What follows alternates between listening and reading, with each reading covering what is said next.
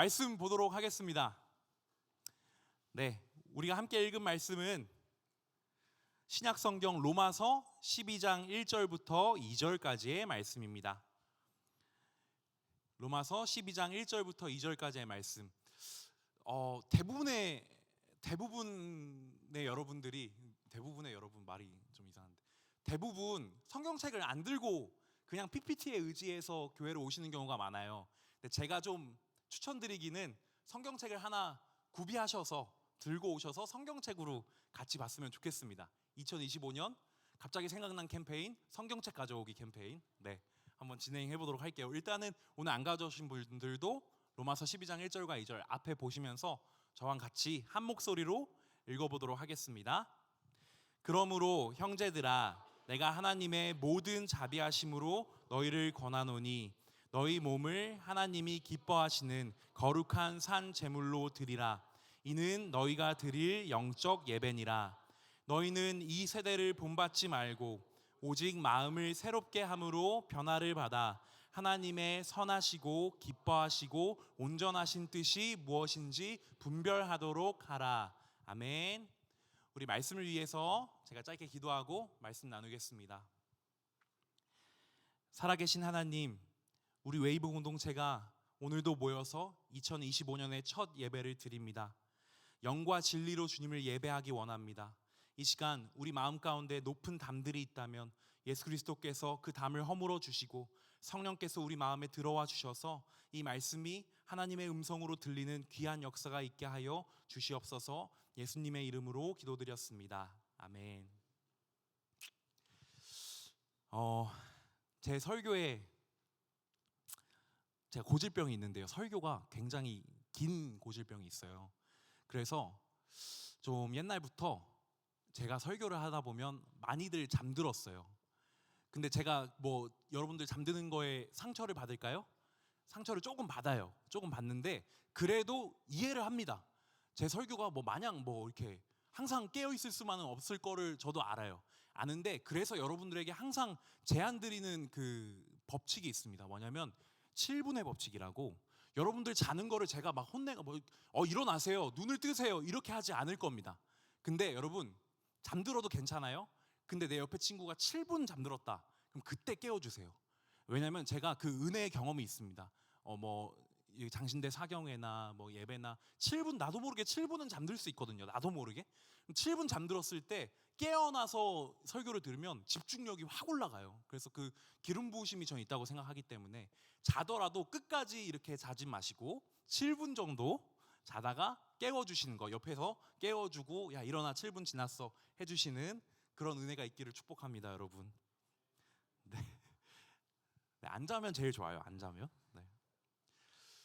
우리가 무엇을 믿을 것인지가 바르게 정립이 되어야 우리가 어떻게 살 것인지가 바로 서게 됩니다. 그래서 우리가 함께 읽은 로마서 전체를 놓고 보아도 믿음의 내용, 즉 우리가 무엇을 믿을 것인가에 대해서 1장부터 11장, 이 로마서 전체에서 70% 정도의 내용을 차지하고 있는 것이죠.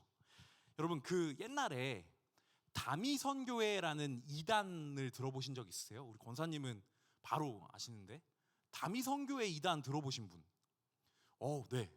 그러니까 이분들 어떤 분들이냐면 이걸 믿는 분들이었어요. 1992년도 10월 어느 날 어느 한시에 구원받은 사람들의 몸이 휴거될 것이다. 휴거론자들. 휴거는 들어보셨죠, 여러분? 휴거.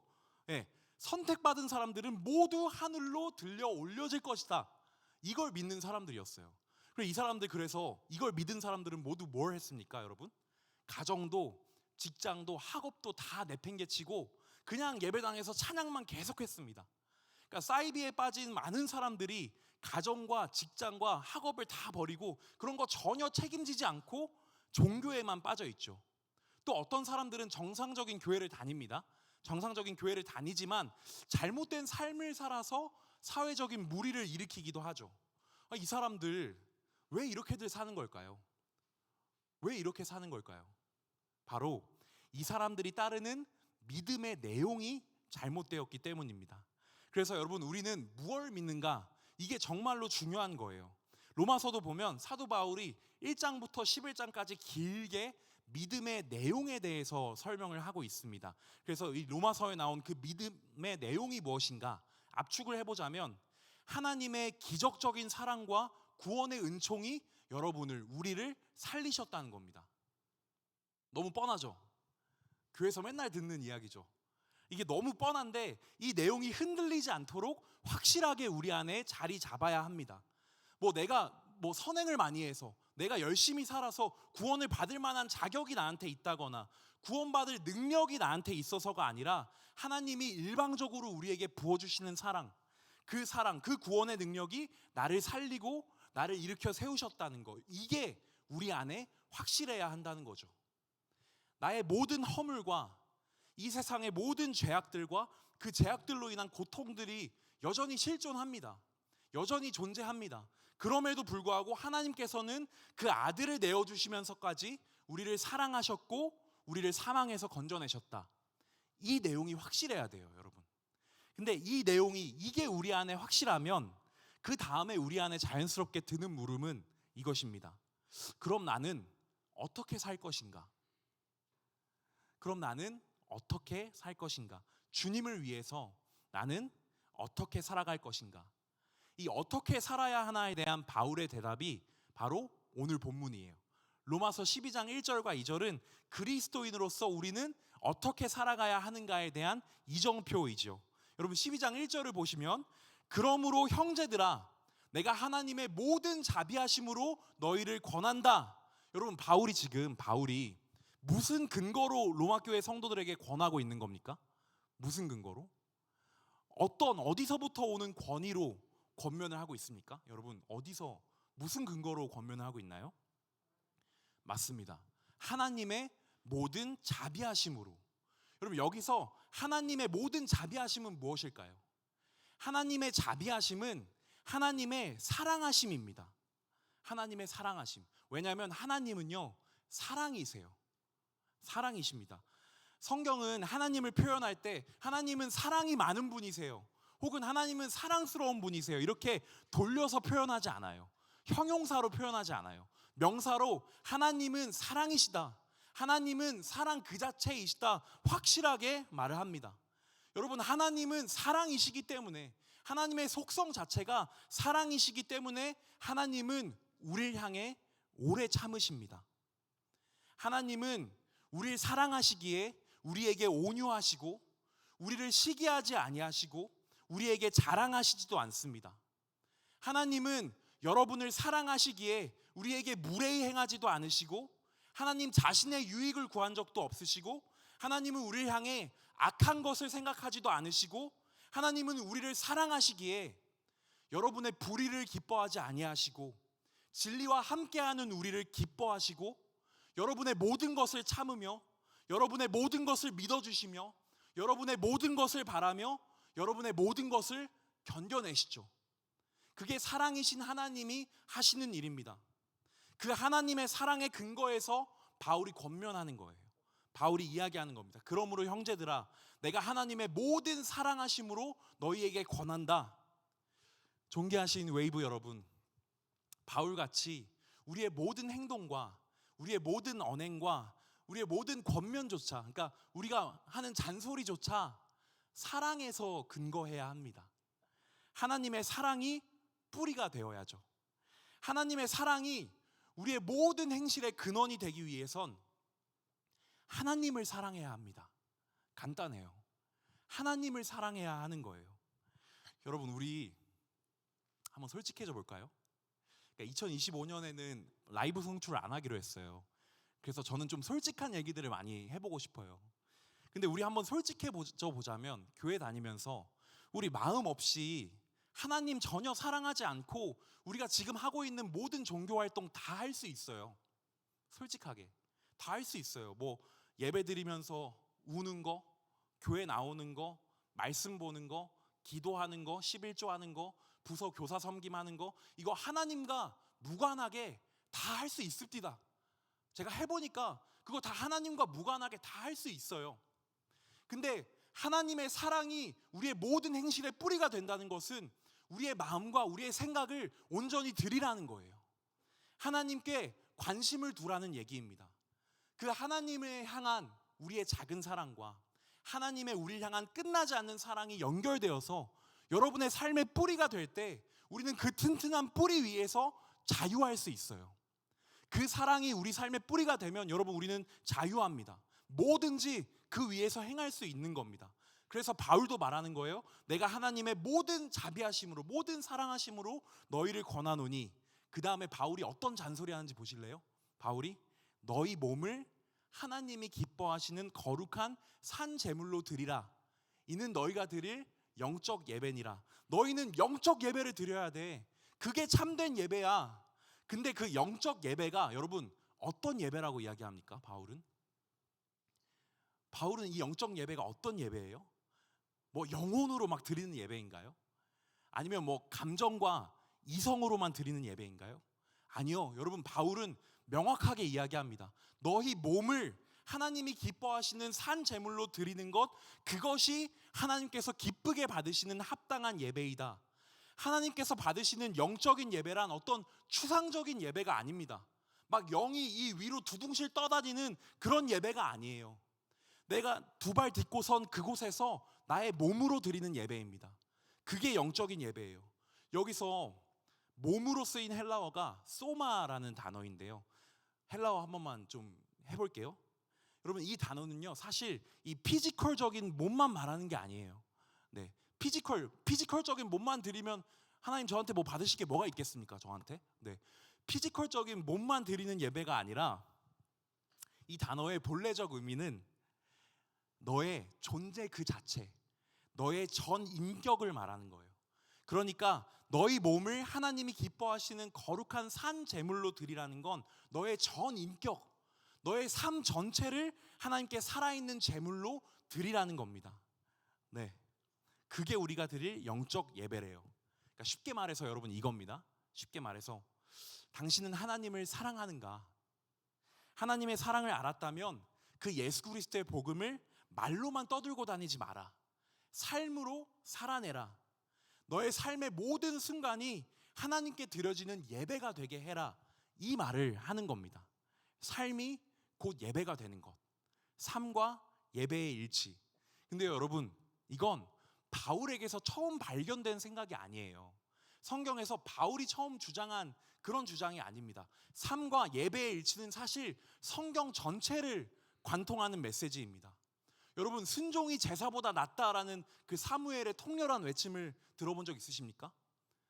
장사무엘 전사님이 말한 거 아닙니다. 사무엘 선지자가 말한 거예요. 사무엘 선지자, 순종이 제사보다 낫다. 그리고 또 더럽기 짝이 없다는 그 위정자들이 그 악한 행실을 화려한 종교의식으로 막 덮으려고 했었죠. 구약시대에 화려한 종교적 제의로 덮어보려 했는데 그 더러운 위정자들을 향해서 이사야나 예레미야 같은 구약의 선지자들이 어떻게 외쳤는지 아세요?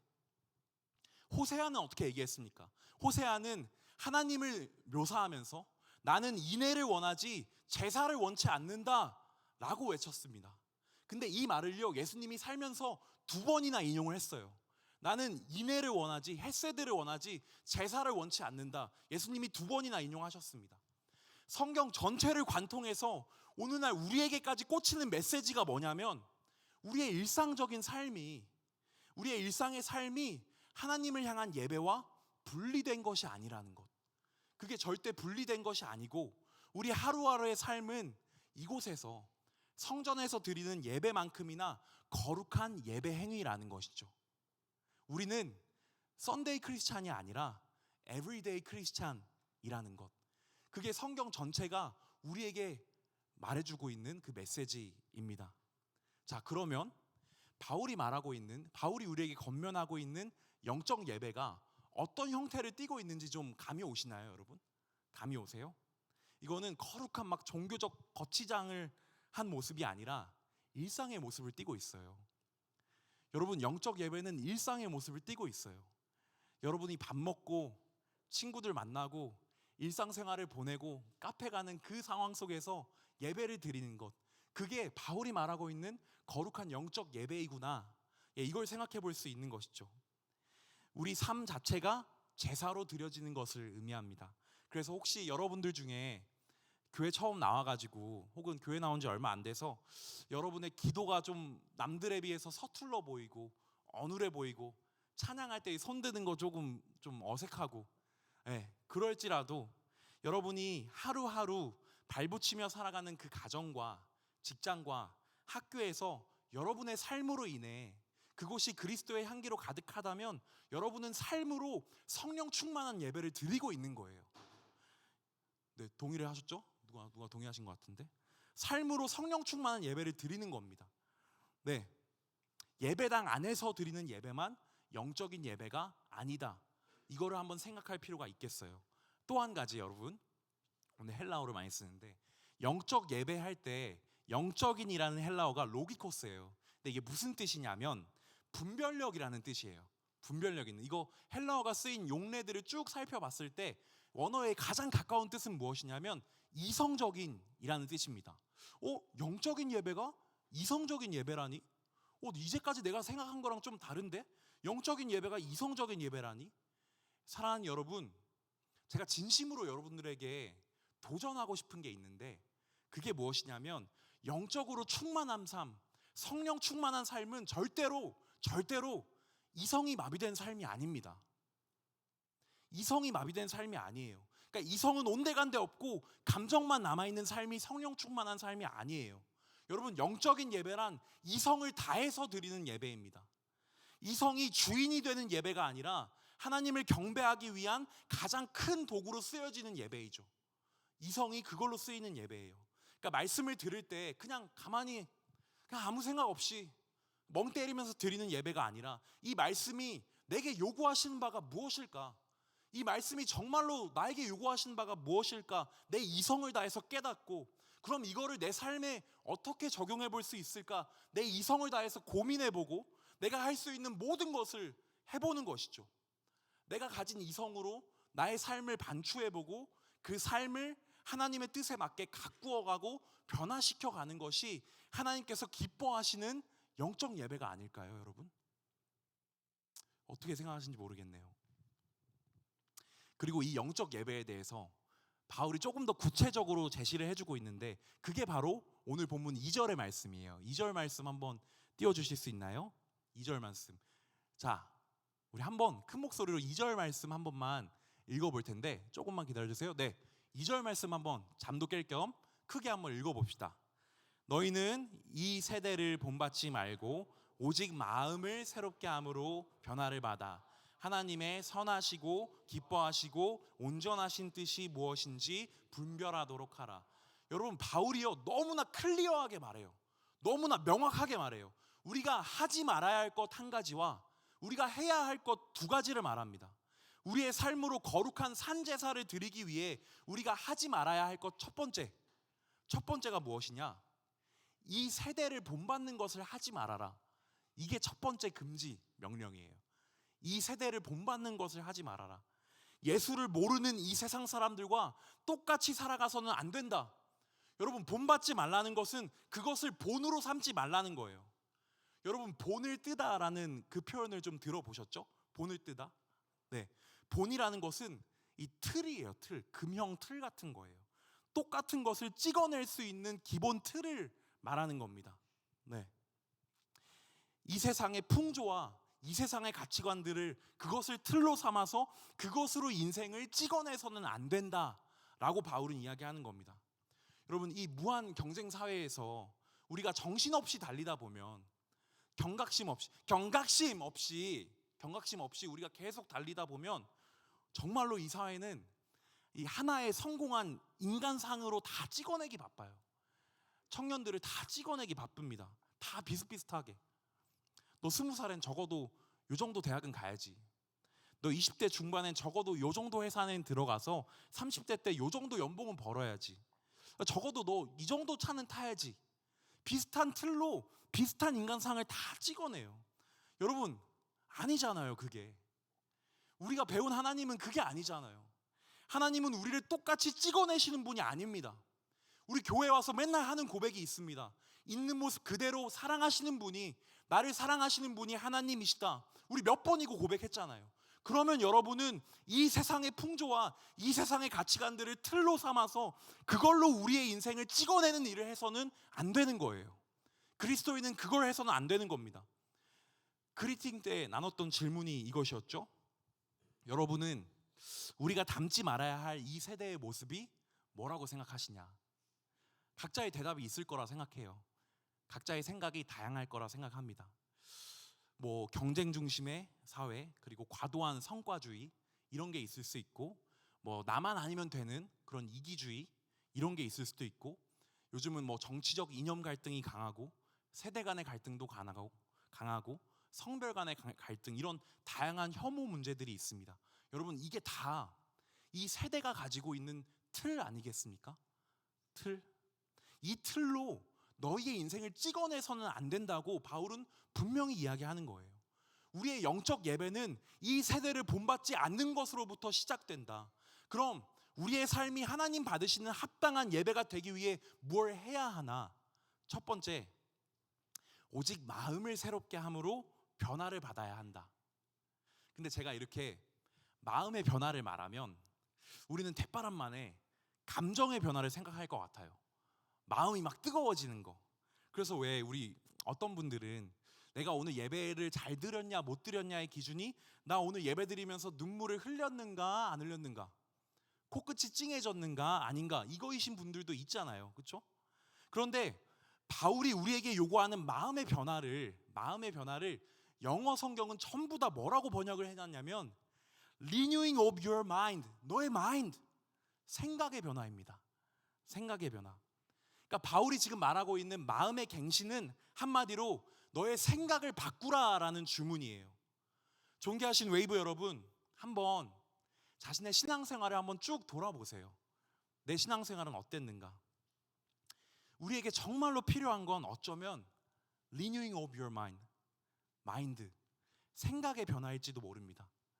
적어도 로마서에서만큼은 바울은 우리 속에 남아있는 이 세대의 관점과 이 세대의 가치관들을 다 버리고 새로운 관점을 우리가 배워야 한다, 우리 안에 들여야 한다라고 말해요. 새로운 가치관, 새로운 세계관, 우리의 관점들이 예수님의 가치관으로 바뀌어가고 우리의 세계관이 하나님 나라의 세계관으로 바뀌어가는 것, 그것이 바로 오직 마음을 새롭게 함으로 변화를 받는 것이죠. 그게 바울이 이야기하는 것입니다. 마음만 뜨거워지는 것이 능사가 아니다. 그러니까 눈물 흘리면 끝이, 나 오늘 예배에서 울면 됐다, 나 울었으니까 은혜 받았으니까 그냥 삶으로 나가서 막 살아도 되겠다, 이게 아니라는 거예요. 이런 오랜 낡은 악당 같은 생각을 버리십시오. 여러분, 다시 한번 생각을 해봐야 돼요. 우리는 주님을 위해서 우는 것을 넘어서 무엇을 더 할 수 있을까?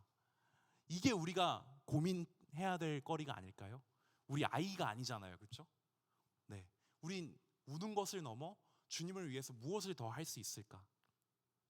그런데 여러분, 바울이 오늘 본문에서 말하는 이 변화는 영어 성경에 change라고 번역이 되어 있지 않아요. 네, 그럼 뭐라고 번역되어 있죠? 변화하다. 그렇죠? 네, 이거 수능 영단어, 필수 영단어. 트랜스폼으로 번역이 되어 있어요. 그러니까 바울이 말하고 있는 이 변화가 여러분, 체인지, 그러니까 뭐 내 삶에서 좀 잘못된 모습 한두 개만 고치는 그런 게 아니라는 거예요. 하나님 안에서 진정한 변화는 트랜스폼이에요. 그러니까 본질적으로 바뀌는 거예요. 여러분, 영화 그 트랜스포머 아십니까? 트랜스포머 보신 분? 너무 많이 안 보셨네. 너무 옛날 영화죠. 2007년, 2009년. 우리 MZ 청년들 트랜스포머 안 보셨나요? 보셨죠?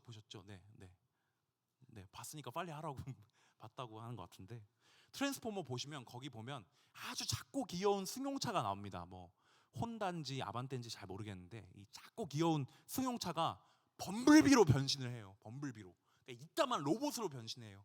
자동차에서 로봇으로 변신하는 겁니다. 그러니까 아예 존재 자체가 변하는 게 트랜스폼이에요, 여러분. 본질적으로 바뀌어야 해요. 바울은 본질적으로 바뀌는 걸 얘기하는 거예요. 그런데 여러분, 이 본질적인 변화가 어떻게 가능할까요? 이거 여러분, 감정만으로는 택도 없을 겁니다. 제가 확신할 수 있어요. 이거 감정만으로는 택도 없어요. 여러분 자신이 가장 잘 알지 않나요? 예배 때 여러 번 은혜 받고 감정이 요동쳐서 마음이 뜨거워져서 눈물을 한바탕 쏟은 후에 그 다음에 내 삶의 모습이 궁극적으로 계속 바뀌던가요? 여러분 어떠셨어요? 어떠셨어요? 저는 수련회 때 막 방언받고 돌아오는 길에 치고받고 싸우는 친구들도 봤습니다. 저 어렸을 때. 네. 그러니까 이 감정만으로는 택도 없어요. 트랜스폼은 잠깐 달라질 수는 있어도 내 삶의 이 연약한 모습들은 한치도 바뀌는 것이 없지요. 잠깐 뜨거워지고 금방 식어버리는 우리의 감정만으로는 트랜스폼이 될 수 없을 겁니다. 그러면 진정한 변화는 무엇이 바뀌어야 할까? 우리의 마인드가 바뀌어야 합니다. 가장 본질적인 내가 세상을 바라보는 틀 자체가 바뀌어야 하는 거예요. 바울은 그걸 이야기하는 거예요. 우리가 세상을 바라보는 가치관이 그 틀이 예수 그리스도의 틀로, 예수 그리스도의 가치관으로, 하나님 나라의 세계관으로 그것이 변화할 때 우리는 우리의 몸을 거룩한 산 제물로 드리는 삶에서의 영적 예배가 가능할 겁니다. 우리가 감정에만 집착하면, 예배 드리면서 내가 기뻤는가 울었는가 여기에만 집착하면 삶에서의 진실된 싸움이 닥쳤을 때 우린 도망치기 바쁠 겁니다. 온갖 핑계 대면서 도망치기 바쁠 거예요. 우리가 진짜로 변화되어야 할 것은 우리의 마인드다. 우리의 세상을 바라보는 틀 자체가 예수 그리스도의 정신으로 살아가야 한다. 그 본질적인 변화, 트랜스폼을 위해서 마지막으로 여러분, 너무 꼰대 같은 얘기인가요? 하나님의 말씀을 가까이 하십시오. 이거밖에 없습니다. 너무 죄송해요. 너무 뻔한 얘기해서 미안한데 이거밖에 없어요. 하나님의 말씀을 가까이 하셔야 합니다. 하나님의 선하시고 기뻐하시고 온전하신 뜻이 무엇인지 끊임없이 분별하십시오. 그 분별의 해답은 말씀, 성경에 있습니다. 성경을 펴시고 성경을 보세요. 그게 답이에요, 여러분. 다른 답이 없어요. 그리고 이 말씀을 통해서 하나님이 정말로 기뻐하시는 나를 향한 온전하신 뜻이 무엇일까? 그거 계속해서 분별하셔야 합니다. 계속 기도하시고 계속 고민하셔야 합니다. 여러분 그 일을요, 말씀 보고 분별하는 그 일을요, 목회자한테 떠넘기시면 안 돼요. 하나님의 나를 향한 뜻이 무엇인지 분별하는 일을 목회자한테 떠넘기시면 안 돼요. 말씀을 들고 펴고 직접 하셔야 됩니다. 여러분 저 미리 말씀드릴게요. 저는 무당이 아니에요, 여러분. 저는 용한 무당이 아닙니다. 여러분을 향한 하나님의 선하시고 온전하신 뜻이 무엇인지 조목조목 저는 알 수 있는 방법이 없습니다. 저 무당이 아니에요. 저한테 막 그런 나 여기까지 할게요. 자, 저는 무당이 아니에요. 나는 알지 못합니다. 다만 그 답이 이 성경 안에 있음을 나는 믿습니다. 나는 그걸 이전부터 너무 확고하게 믿고 있습니다. 여러분 답은 성경 안에 있어요. 여러분이 직접 보시고 직접 기도하시고 직접 고민하셔야 하는 겁니다.